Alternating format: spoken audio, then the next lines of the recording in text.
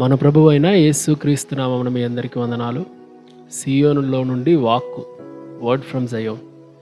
దేవుడు తన వాక్కు ద్వారా నిన్ను నన్ను ఆశీర్వదించాలని, తన వాక్కు ద్వారా మనకు ఉపదేశించి ఈ దినమంతా నడిపించాలని ఆశపడుతున్న సమయం ఇది. కాబట్టి ఆయన వాక్యాన్ని జాగ్రత్తగా విందాం.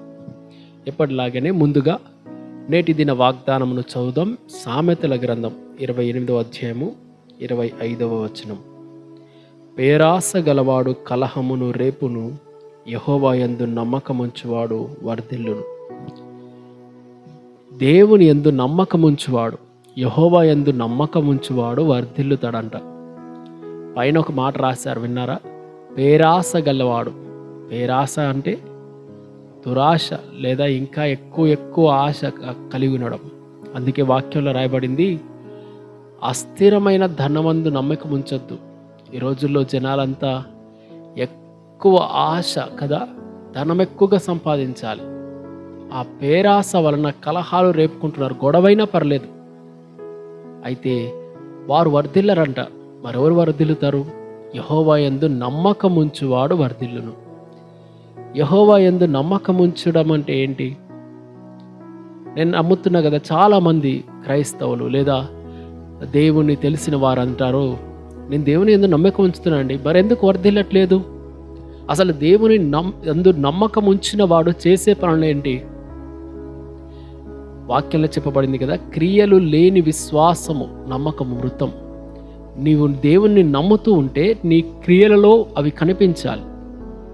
నీవు ఈ విషయాలు క్రియల్లో నీ నమ్మకాన్ని కనపరుచినప్పుడు దేవుని యందు నీవు నమ్మకం ఉంచిన వాడిగా ఉంటావు. అంతేకాదు, నువ్వు వర్ధిల్లుతావు. వర్ధిల్లాలని ఎవరికి ఉండదు చెప్పండి? వారు ఏ ఉద్యోగం చేసినా, ఏ పని చేస్తున్నా, ఏ వ్యాపారం చేస్తున్నా, ఏ పరిచర్య చేస్తున్నా వర్ధిల్లాలని అందరికీ ఉంటుంది. అయితే వర్ధిల్లేవాడు, వర్ధిల్లాలని నీవు ఆశపడితే లోకంలో ఉన్న వాటి మీద కాకుండా దేవునిపైన నమ్మకం ఉంచు. ఇప్పుడు నేను మీకు చెప్తున్నా, దేవునిపైన నమ్మకం ఉంచిన కొంతమంది వ్యక్తులను మీకు జ్ఞాపకం చేస్తున్నా. వారు దేవునిపైన నమ్మకం ఉంచారు, వర్ధిల్లారు. ఎలాగా? కీర్తనలు 92వ కీర్తన 13వ వచనంలో రాయబడింది, నీతిమంతులంట దేవుని మందిరమందు నాటబడిన వారై వర్ధిల్లుతారు. ఆయన ఆవరణములలో వర్ధిల్లుతారు.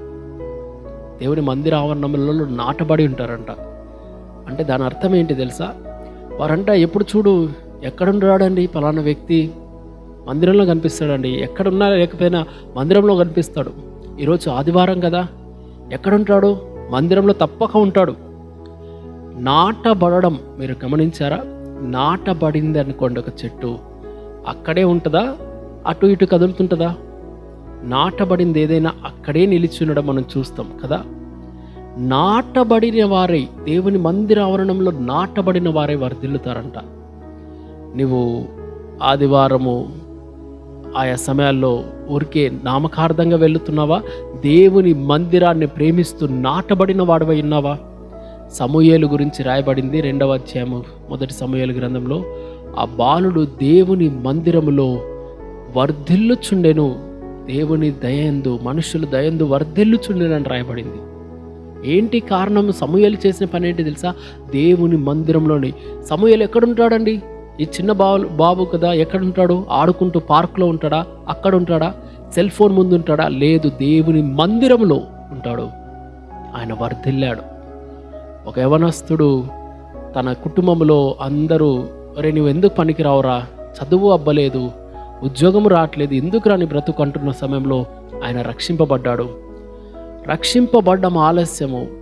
దేవుని మందిరంలోని ఆయనకి ఏమి తలాంతులు తెలిసేవి కాదు, అయినా కూడా దేవుని సన్నిధిలోనే ఉండేవాడు.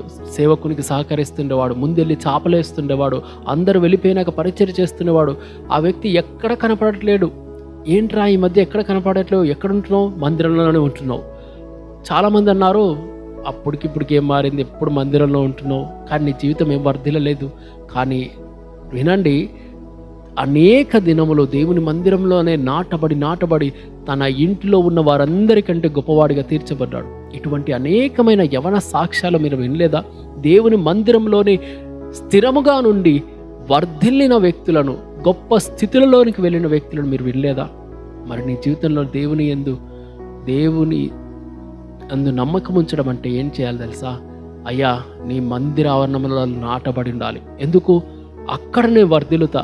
లోకంలో ఆయా ఎమ్మెల్యేల కిందనో లేదా ఆయా వ్యక్తుల కిందనో అక్కడే కనిపెట్టుకొని ఉంటే వర్ధిల్లను కానీ, ధనము దగ్గరే ఉంటే వర్ధిల్లను కానీ, దేవుని మందిరంలో ఉంటే వర్ధిల్లుతా అని నమ్మాలి. రెండో విషయం ఉంది. దినవృత్తాంతంలో 2వ గ్రంథం 26వ అధ్యాయం 5వ వచనంలో ఉజ్జియా గురించి రాయబడింది, అతడు దేవుని ఆశ్రయించినంత కాలము వర్ధిల్లెను అని. అంటే ఆశ్రయించడం అంటే అర్థం ఏంటి? ఎప్పుడైనా మనకు భయం వేసినప్పుడు, ఏదైనా ఆపద వచ్చినప్పుడు మనం వెంటనే పోలీసులను ఆశ్రయించారు అని రాస్తారు. అంటే దాని అర్థం ఏంటి? భయం వేసింది, పోలీసులు అయితే నన్ను కాపాడగలరని పరిగెత్తుకుంటూ పోలీసుల దగ్గరికి వెళ్ళారు. అది ఆశ్రయించడం. ఉజ్జియా కూడా తనకు ఏదైనా అపాయం వచ్చినప్పుడు, భయం వేసినప్పుడు, తొందర అయినప్పుడు పరిగెత్తుకుంటూ దేవుని దగ్గరికి వెళ్ళాడంట. వెళ్ళినన్ని రోజులు వర్ధిల్లాడంట. నీ జీవితంలో నీకు భయం వేసినప్పుడు, సమస్య వచ్చినప్పుడు, ఇబ్బంది అనిపించినప్పుడు దేవుని ఆశ్రయిస్తున్నావా?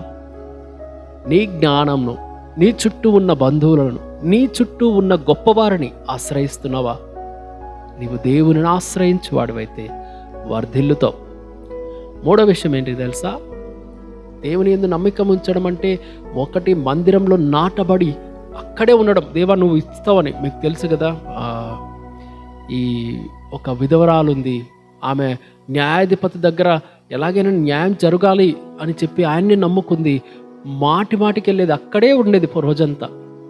అది దేవుని నమ్మడం అంటే. అలా నీవు నమ్మినప్పుడు, దేవుని మందిరంలో నాటబడి నీ క్రియను కనపరచినప్పుడు నువ్వు వర్ధిల్లుతావు. అంతేకాదు, దేవుని నమ్ముతున్నా అని చెప్తున్నావు కదా, నీ ప్రతి అపాయ సమయంలో, ప్రతి అవసరతలో ఇది దేవుని ఆశ్రయిస్తూ, ఇదిగో నేను దేవుని నమ్ముతున్నా అని నువ్వు కనపరచుకోగలిగినప్పుడు వర్ధిల్లుతావు. మూడో విషయం ఏంటి తెలుసా? ఆదికాండం 39వ అధ్యాయం 2వ వచనంలో రాయబడింది, యోసేపుకు దేవుడు తోడై ఉండెను కాబట్టి అతడు వర్ధిల్లెను అని. యోసేపుకు దేవుడు తోడుగా ఉన్నాడు, అందుకే వర్ధిల్లాడు. దేవుని తోడును కోరుకున్నాడు. ఒకానొక సమయంలో తన యజమానుని భార్య వచ్చి తనకొక పెద్ద ఆఫర్ ఇచ్చింది. నేను నీకు తోడుగా ఉంటా, ఈ పాపం చేస్తే చాలు, నాతో కలిసి ఉంటే చాలు, నీకు ఇంకా ప్రమోషన్ ఇస్తా అన్నట్లుగా, నిన్ను ఇంకా హెచ్చిస్తా అన్నట్టుగా, నీకు గొప్ప ఆఫర్ ఇస్తున్నా అన్నట్టుగా అన్నప్పుడు ఆయన అన్నాడు, నా దేవుడు నన్ను చూస్తున్నాడు, ఆయన ఎదుట నేను ఇట్లాంటి దుష్కార్యం చేయలేను. ఎందుకు చేయలేవు? ఆయన కళ్ళు నా వైపు చూస్తుండడం, ఆయన తోడు నాకుండడం నాకు ఇంతవరకు తెలుసు. ఈ దుష్కార్యం చేస్తే నేను దేవుని తోడును కోల్పోతా, ఈ పాపము చేస్తే నా దేవుని కళ్ళు నన్ను చూస్తున్నాయనేటువంటి సరళత కోల్పోతా. నాకు దేవుని తోడు కోల్పోవడం ఇష్టం లేదు. ఎందుకు? దేవుని తోడు నాకుంటే నేను నిజంగా వర్ధిల్లుతా. ఈరోజు ఈ పాపము చేస్తే వర్ధిల్లను, ఈ పాపం విషయంలో కప్పిపుచ్చుకుంటే వర్ధిల్లను, ఎవరు చూడట్లేదు కదా అనే అవకాశాన్ని వాడుకుంటే వర్ధిల్లను. కానీ దేవుడు నన్ను చూస్తున్నాడు, ఆయన తోడు నాకుండాలి అని కోరుకున్నాడు. యోసేపు ఒకరోజు ప్రధానమంత్రి అయ్యాడు, మనకు తెలుసు కదా. చివరిగా దేవుని నమ్మిన వారు చేసిన పని, వారు చేసి వర్ధిల్లిన పని మీకు చెప్పాలనుకుంటున్నా. 4వ విషయం ఏంటి తెలుసా? మనందరికి తెలిసిన విషయం. యోహాను 3వ పత్రిక 1వ అధ్యాయము 2వ వచనంలో, నీ ఆత్మ వర్ధిల్లుచున్న ప్రకారం నీవు అన్ని విషయాల్లో వర్ధిల్లుతావు. మీరు ఆలకించండి. దేవుని నమ్మినవాడు చేసే పని ఏంటి తెలుసా? శారీరకంగా వర్ధిల్లడం, ఈ డబ్బు రావడం, వీటి కోసమే పరుగులెత్తడు.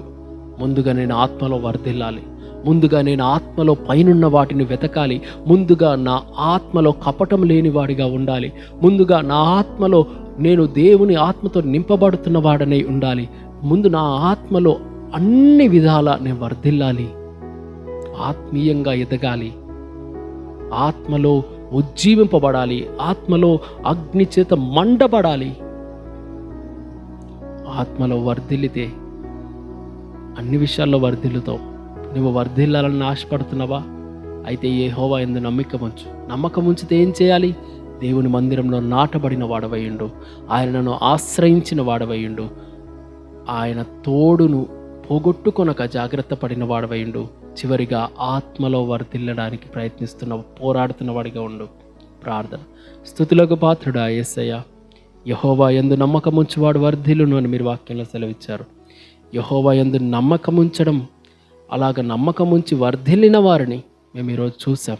అటు రీతిగా మా జీవితంలో నాయన ఈ 4 అంశాలుగా మేము నిన్ను నమ్ముతున్నామని కనపరిచే ఈ అంశాల ప్రకారంగా మేము నమ్మి వర్ధిల్లడానికి, అన్ని విధాలుగా వర్ధిల్లడానికి కృప చూపించమని, వాక్యాన్ని స్థిరపరచమని యేసు నామమున ప్రార్థిస్తున్నాము తండ్రి. ఆమేన్.